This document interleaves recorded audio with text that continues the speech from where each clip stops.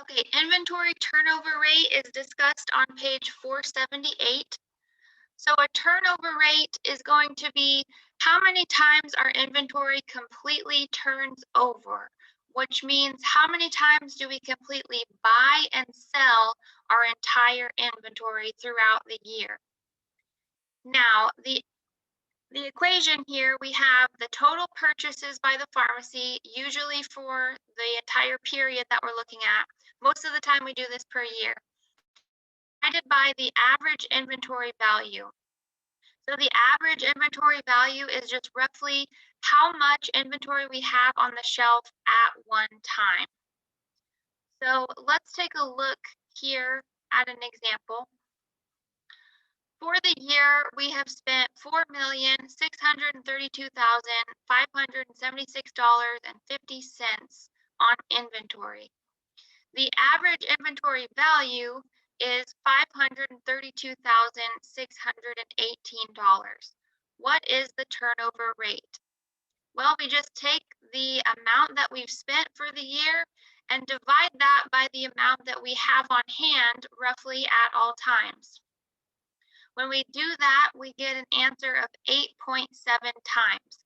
So what that means is that we have completely bought and sold our inventory throughout the year roughly 8.7 times. Now we can look at a couple more examples from the book. I am on page 479, practice problems J. Sorry about that. Okay, number 1. A pharmacy has an average inventory of $225,000. The purchases for 6 months are $1,237,500. What is the turnover rate for this pharmacy for 6 months? Well, they already give us the 6-month purchases here, and we have our average inventory value. So all we're going to do is just take our purchases here, 1,237,500, and we're going to divide that by our average value, 225,000, even there. So just divide those numbers.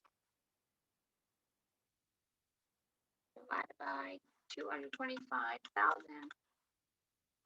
That leaves me with 5.5. So that's 5.5 times that we have completely bought and sold our inventory. Now, all of these other examples are pretty much the same. If you're needing any help with this concept, let me know. I do think it's pretty simple, so I'm not going to go over any more examples from the book there. Now, the last concept in this chapter, there aren't really any problems associated with this in the book. There's really just a little paragraph on page 480 about the daily cash report. Now, this is common in any type of retail business, not just pharmacy.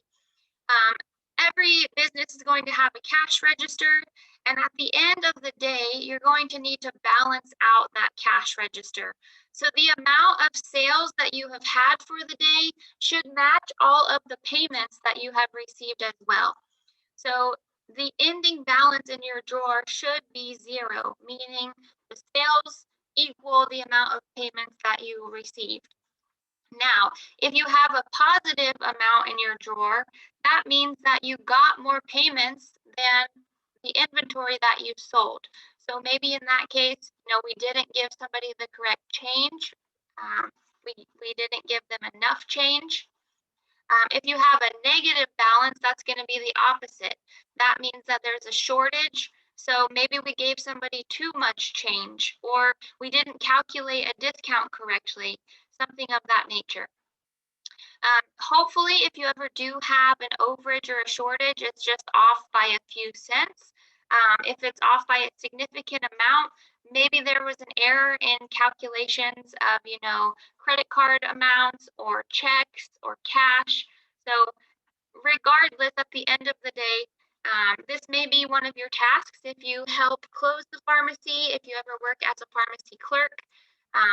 It's also really important that you know how to correctly count back change in a retail setting, which we're going to do that in week 1 of the community quarter if you haven't already taken that just yet already. So just be prepared for that.